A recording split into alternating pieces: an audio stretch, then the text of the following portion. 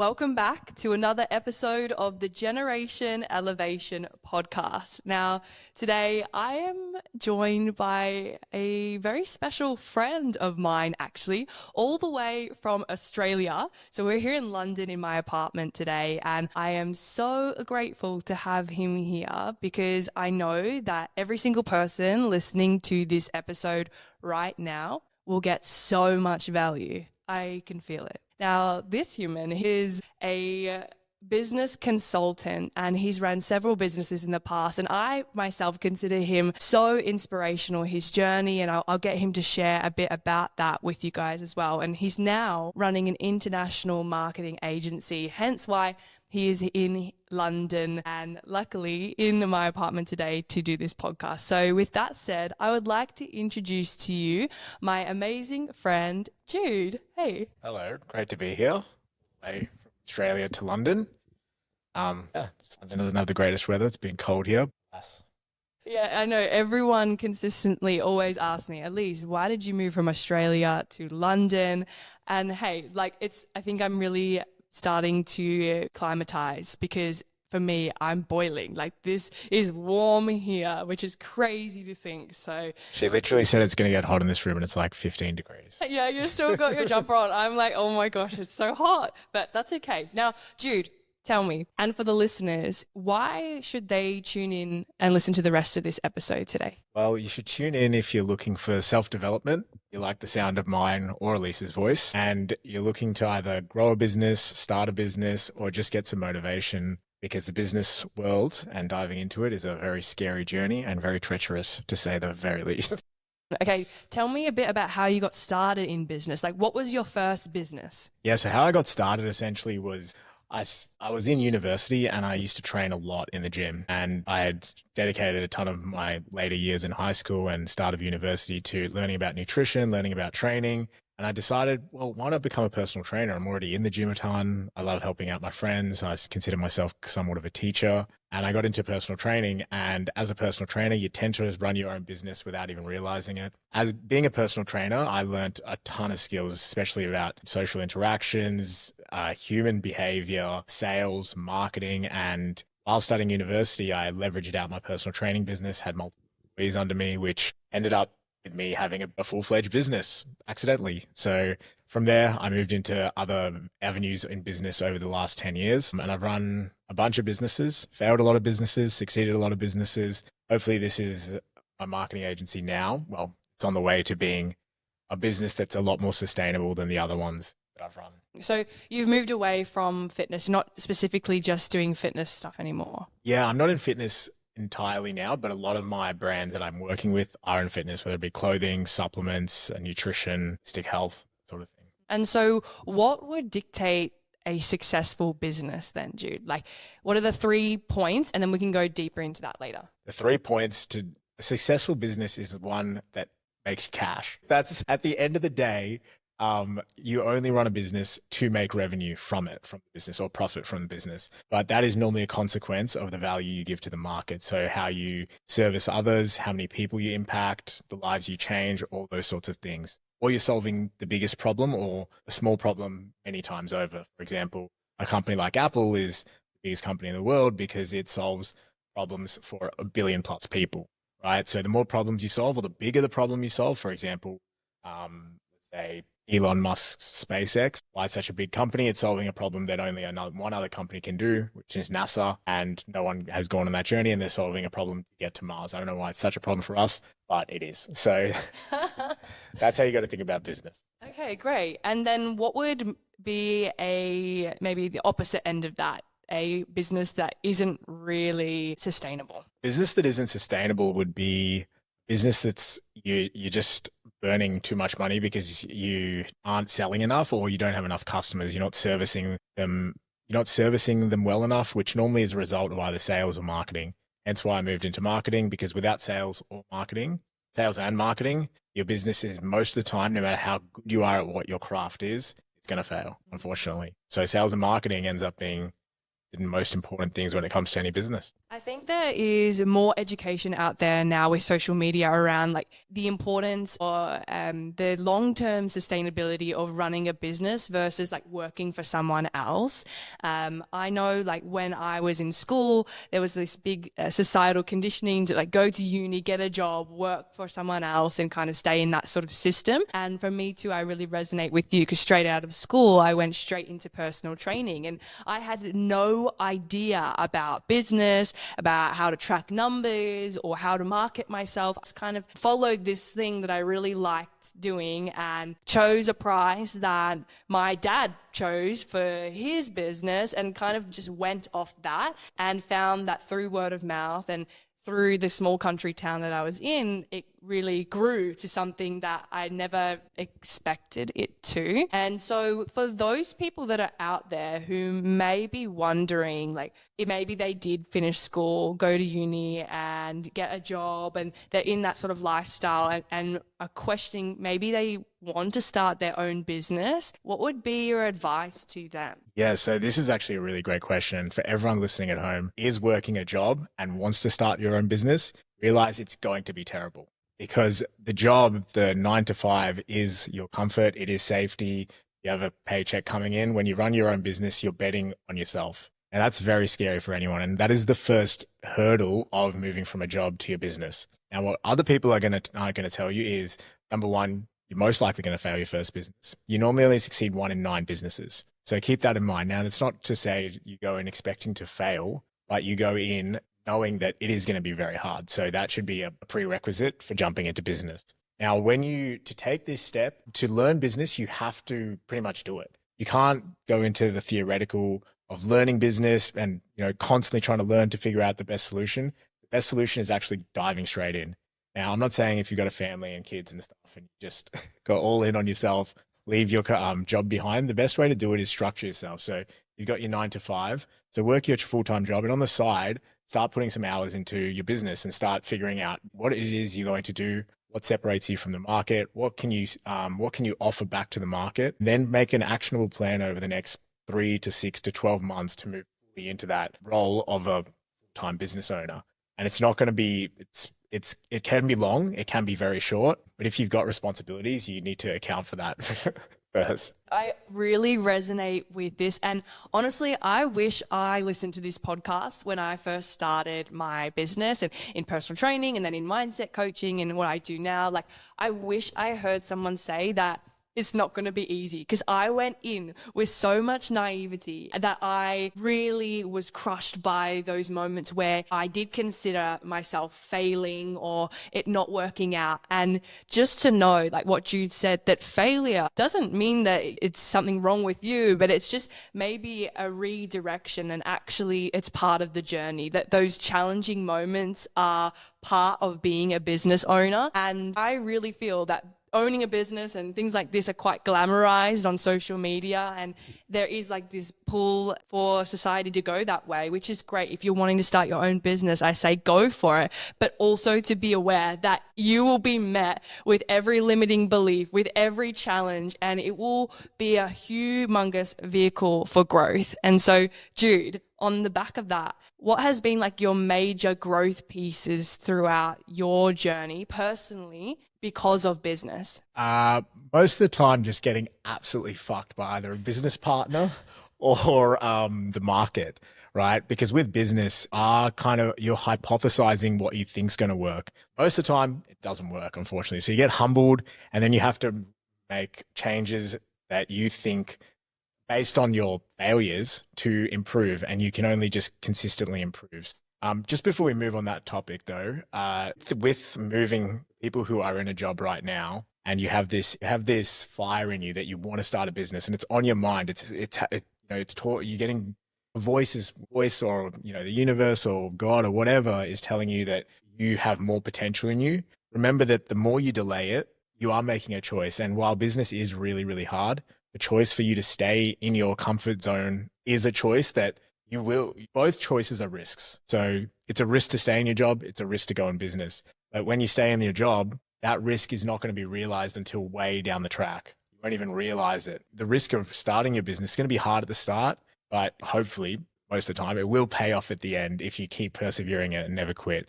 So just remember that no matter which decision you make, it's always going to be a risk, and it's all about delayed gratification at the end of the day. Choose your lane.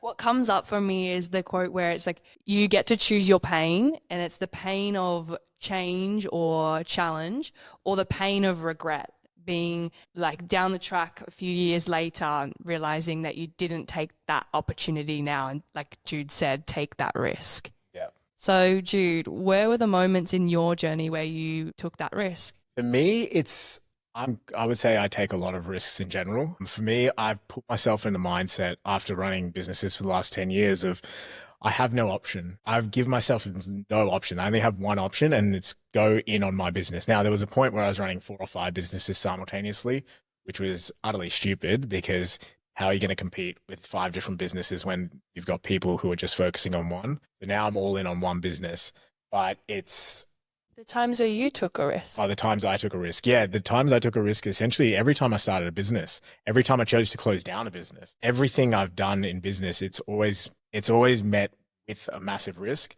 But if you've got the mindset of just staying focused and going, all right, this is my option. You might make the right option, you might make the wrong option, but depending on your beliefs, depending on your faith, whatever option you make at the time is always the right one. It's the right one with the information you've got. And you've just got to trust in the process, or trust in God, or trust in the universe. You've just got to trust in that decision at that time. While it might seem wrong or it might be very hard to make, it's the decision you have to make. And then you might not realize it now, but a year down the track, 2 years down the track, and if you backtrack, you'll realize that was the right decision, but you didn't realize it at the time. And that's why faith is super important when it comes to making any decision, not just business. But business is met with a lot of risks, and you do have to make a lot of jumps. Like the jumps, you're just going to be stuck in a never-ending cycle. So you mentioned this word faith, and we're definitely going to delve into that for sure. Like, have you always had faith? No, I had faith. I grew up quite religious when I was young. My parents are quite religious. And then I moved into, I guess, more scientific, atheism, these sorts of things. Or I thought scientific was atheism at the time out of high school. And then more recently, probably over the last few years, I've been studying religion quite a lot. And I feel that religion is the foundation of your belief system. And I think it's super important to get your beliefs really solidified in yourself before moving on to other things. So most people are focused on material wealth or friendships or relationships, all these sorts of external elements. I think what you need to do first before you dive headfirst in all these other things is really get solidified in your own belief system, what you stand for, what your beliefs are, and then you can move forward from that. Because if you can have those beliefs, that foundation, the real foundation of your life, gets solidified, and you can actually attack or go on the offensive on other elements of your life. And so, like, can you paint a picture then for the audience, or a time maybe where, like you said, a business partner stabbed you in the back, or you had to let go of a business, or a time where you thought you had failed, and how you got through that? Let's paint a picture then for the audience. Yeah, so actually towards the end of last year, I had a very severe thing happen to me from one of my business partners, and it was quite serious, and it completely took me by surprise. And it was actually I felt like this was meant to happen. It was so life-changing for me. It actually started dismantling parts of my identity. And I went to church 3 days later. Someone walked up to me and he's like, something really unexpected is happening to you right now, but just follow God. And while I already had faith in the process, that really solidified the journey for me ahead. And it was actually, looking back, like after a couple of months, it was one of the best things that have happened to me last year. I was almost stuck, not in a loop, but I was stuck in complacency, and I didn't even realize it. And I thought I was making progress. And until that happened, then I started really making progress. And, this year where we met in May. So the last 5-6 months has been absolutely phenomenal. So, yeah. So tell us about that complacency. Like, what did that specifically look like for you? Me, complacency is not making progress in the right areas or the areas that I'm focusing on. But it's something that, one of my biggest fears is actually mediocrity. So not being stable in any form of any endeavor, I consider mediocrity for myself. So I'm always trying to progress in the way I want or the way that is meant to be progressed in. And if I don't see that, I feel like I'm in a stalemate. But sometimes it's happened so gradually, and you get lost in the weeds, and you're not able to find the direction or find why you started in the first place. So being able to ground yourself and come back to your vision and your goals consistently ends up being super important. And sometimes you just get too lost in everything else. So what are your goals then? What is it that you mentioned, that your fear of mediocrity, right? But what is it that drives you forward, not necessarily that you run away from? What's driving you forward? What's your goals? My goals is to help millions and millions of people. I'm very deep into psychology and the human mind and understanding people's behaviors and limiting beliefs and potentials and self-development and all these sorts of things. And I find there's a massive hole in mindset, especially in males. And I think it's a huge crutch on the world in general. So my goals are to inspire males in stepping into their divine masculinity and their true nature. And right now I'm first building up myself and my own company in marketing, which ties hand in hand into human psychology, funnily enough. And then I'll move into personal branding when I've really established myself in this current career endeavor.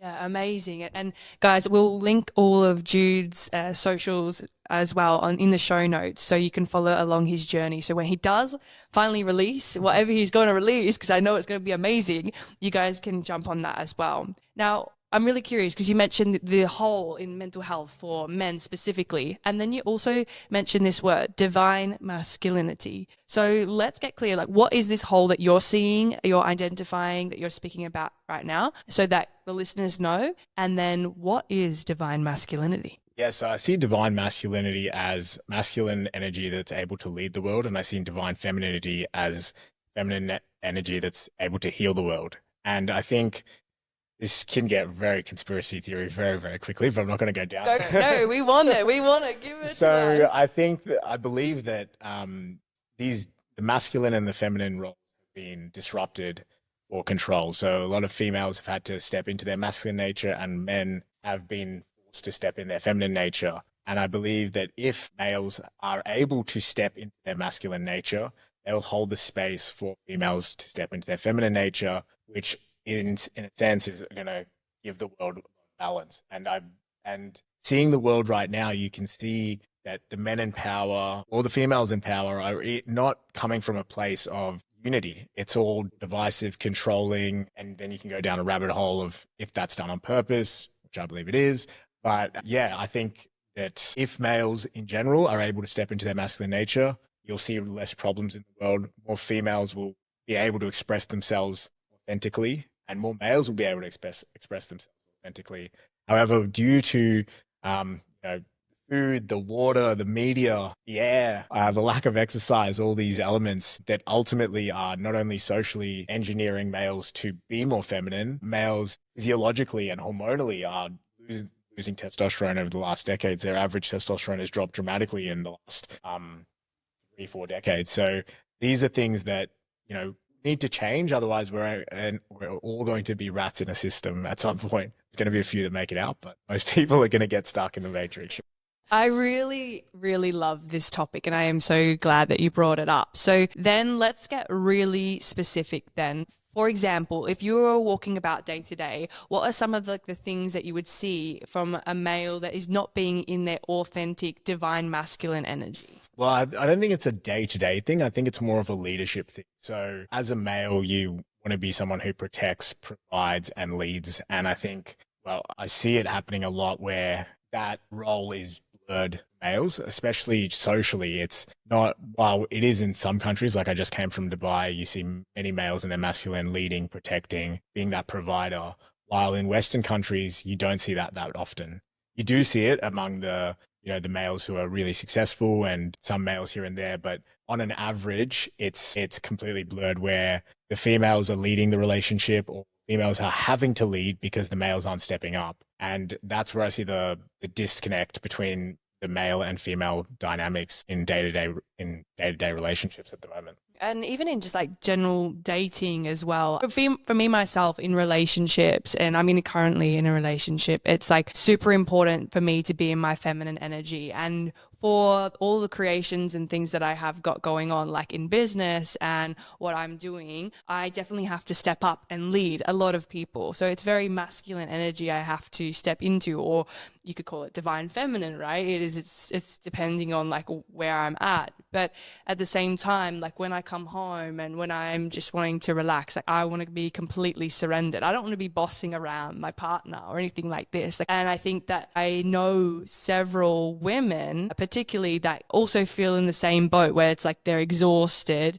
if they feel they need to continue being the mum in the relationship or being the boss or the leader all the time. Like they take work home with them, and seeing men step into that, like, I will help, I will lead, I think that is really helpful. And I love this topic because I see this dynamic so often, and especially with clients, that there needs to be that polarity for attraction, right? Yeah, the male, polarity is a whole other element. That's talking about attraction between, if you've got someone very much in their masculine, they're going to need someone who's very much in their feminine. And the closer that the feminine is to the masculine, the less masculine nature they need relationship. But also polarity creates attraction. So the smaller that gap, the less attraction that's going to be created.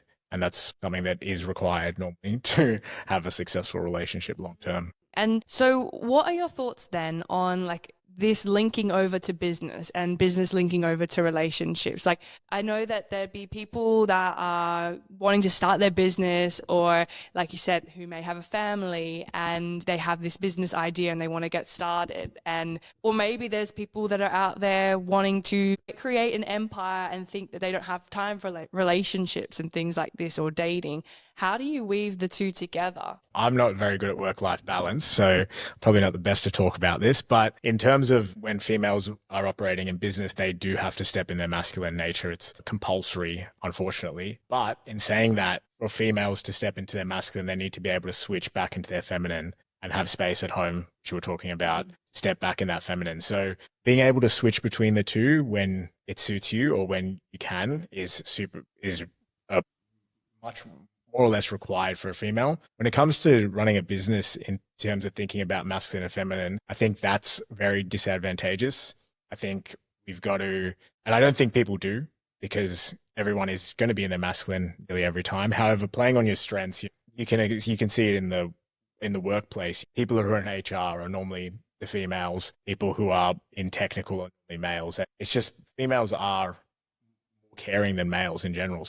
You can play on your strengths, you don't have to play on your strengths, but at the end of the day, we are individuals. Playing on your strengths in a business perspective is always going to be the best route, and then being able to switch it off when you are in your own home or with friends. And you mentioned like not having that great work-life balance. So is it possible then, Jude, like to achieve those successes whilst having work-life balance? Do you actually believe in that?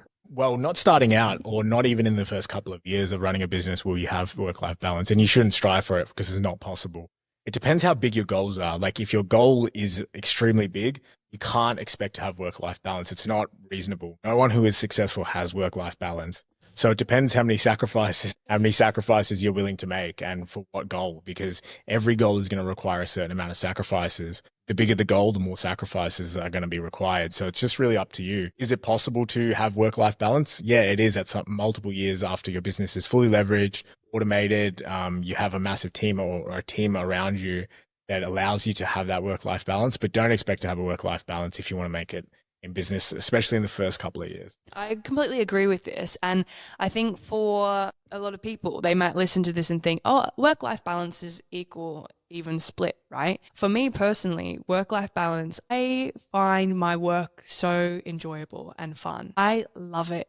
And so I live and breathe it. And it might seem to a lot of people that I'm working all the time and probably have no work-life balance. It's definitely not an equal split. But for me, that balance is definitely skewed, because for me, if I'm not putting all of my energy, majority of it anyway, into work, then I also am not experiencing life fully, because through my work, I experience life. And yeah, I do things that are outside of that, like go to festivals, or like fashion is also another passion of mine, but it's not necessarily linked to what I do. And there are still those elements, but at the same time, for me, work-life balance is definitely more on the work side because I love doing this. Well, you also created that opportunity for yourself, right? Most people who run businesses might not have created that opportunity as of yet. You've been in business for a couple of years now, right? Yeah. And like you mentioned about running several businesses and maybe some of them not working out, like for me, I've always been the face of my brand, but that has evolved over time, as have I. I remember last time I saw you, you were like, who are you? Because I've changed literally so much in the last 2 years that I've been here in London. And I also have had my brand change with my brain, right? And so I'm still kind of bringing that together and figuring out what that message like really clearly is, so I can put it pen to paper and get it out there to the millions of people that I also want to help too.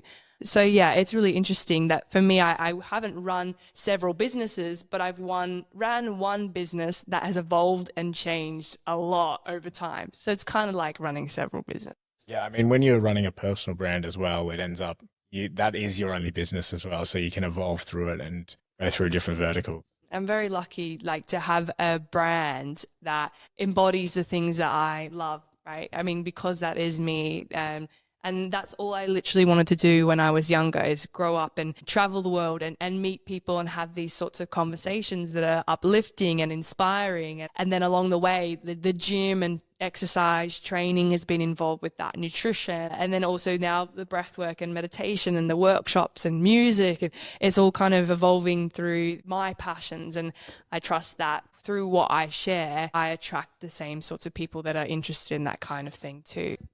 My next question then is a bit about what you're going towards, helping these millions of people, like through this brand that you create. How do you know you're on track to do that? Like, what are the steps that you see yourself achieving from then to there? Before I started, the reason I haven't started it is because I know I'm going to be debating a lot of people, and I'm debating a lot of people in multiple facets of knowledge. I want to be very, very solid, and I want to be able to debate myself. So I'm very critical on my own belief system. I criticize myself and try to look for holes in my belief system, my values on a daily basis, actually. And I try to figure out, okay, if I can find the hole, that means someone else can. And while I believe them 100%, I'm not blind to being open-minded. I'm open-minded. I'm willing to change any of my belief system given enough data. And that's how I think open-mindedness should be, because you shouldn't be so stubborn in your beliefs that you're believing them for no reason. You need to have actual facts or actual reasoning for every belief. It shouldn't be programmed in you.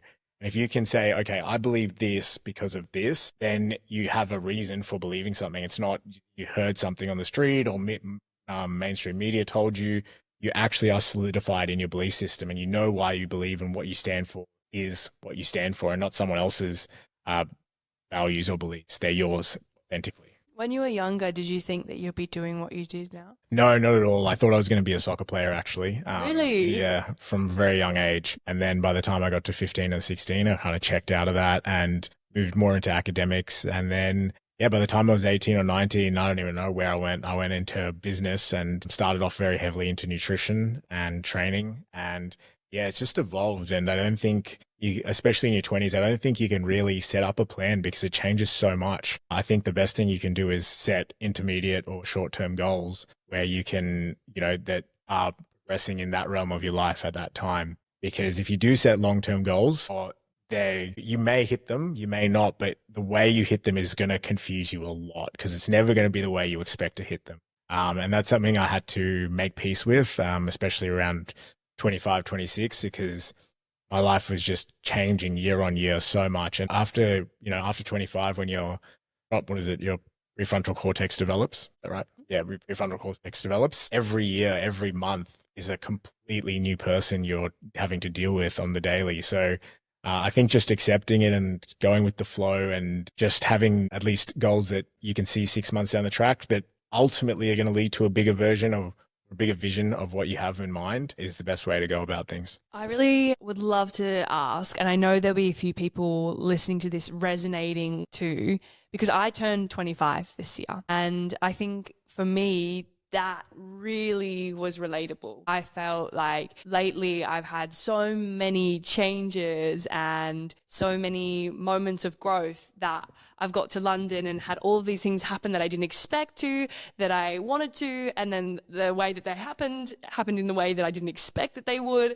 And so now I'm kind of like, holy shit, like I do not know what is next. Like I planned my whole life when I was 18 and now it's far from what I thought it would be, but it's better in some cases. And then also like I had that pressure of the high performer. Like I'm an extremely ambitious person. So when I set a goal, I shoot for the moon. And sometimes I notice that I'm extremely hard on myself when I don't hit that. So for those people like myself and also people listening, what would be your advice? Yeah, once you go past 25, you're going to have to wipe away from you wouldn't expect it when you're before you turn 25. The knowledge you've accumulated compounds so significantly year on year, where by the time you're 27, 28, you won't even remember the knowledge you've learned when you're 23. Like it's just wild, the levels of learning and the application, and you're in a more of an age where you can start applying a lot of your learnings.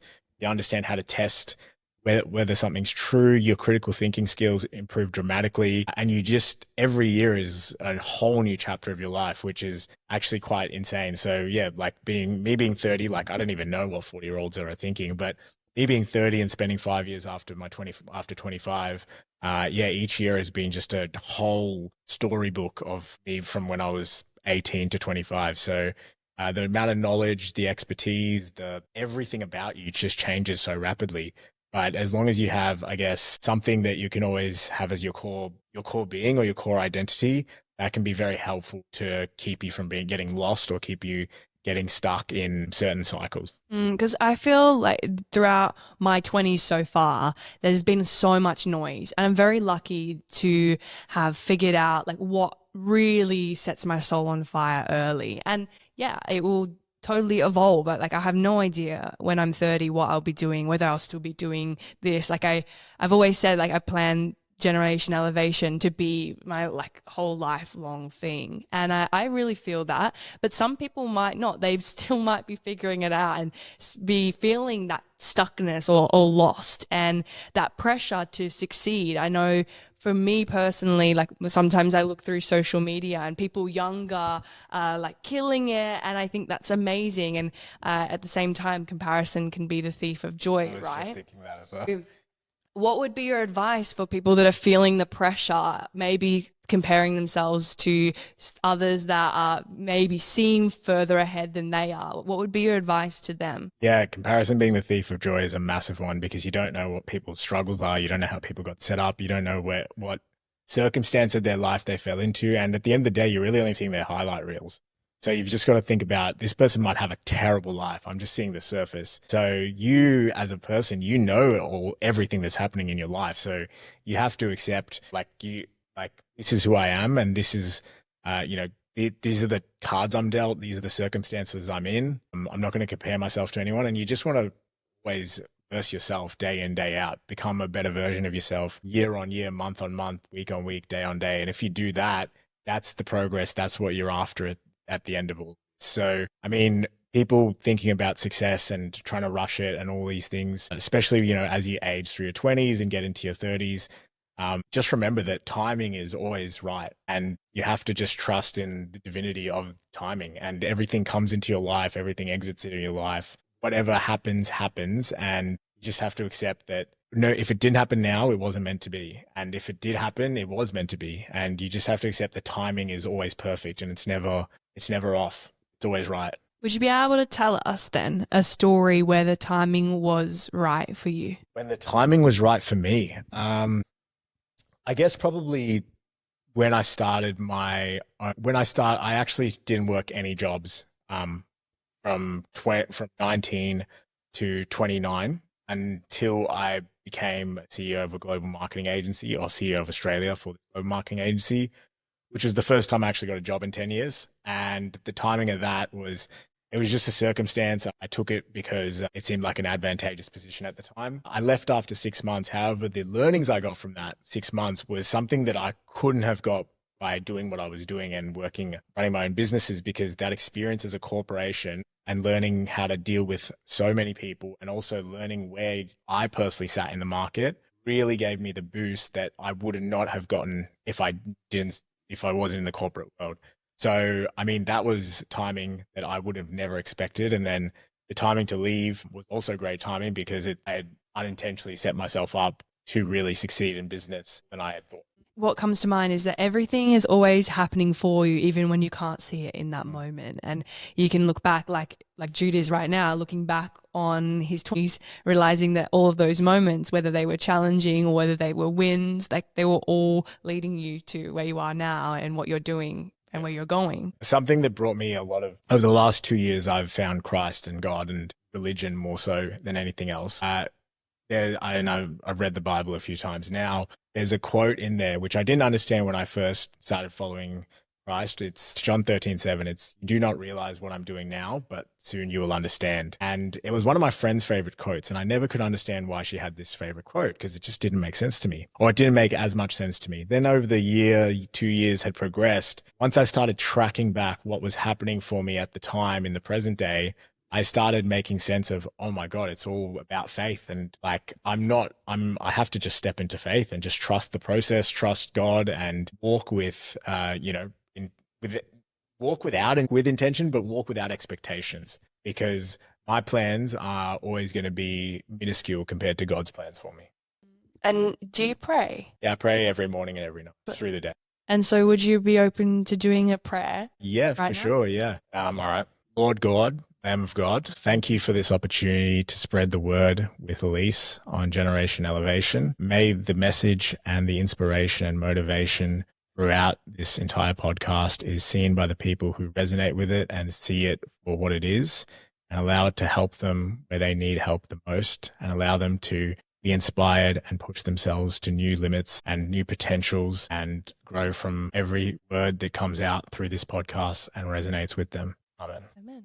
Thank you. So Jude, where can my listeners find you if they want to connect with you, if they want to be like, wow, you're amazing? Yeah, the best place to find me is going to be LinkedIn, just Jude D'Souza, or you can follow me on Instagram, which is Jude_D. Amazing. We'll put it in the show notes, okay, for everyone. And Jude, with every guest at the end of each episode, I ask them a specific question, and all I ask is that you answer from your heart, or you channel from God, or whatever resonates, but it's the first answer that comes to you. Okay. And it's for what the listeners need to hear right now. What do they need to hear right now? Don't listen to anyone. Only listen to what feels right to you, and fuck all the noise that comes around you. Stay focused on who you are. Stay focused on your own path. Stop thinking about what others think about you, and just realize you're running your own race, and no one else has the authority or the care or the love for you to impact that in the right way that you are seeing for yourself. And yeah, just consistently believe in yourself. To have delusional self-belief, if that's what it takes to reach your goals. Love it. Thank you, Jude.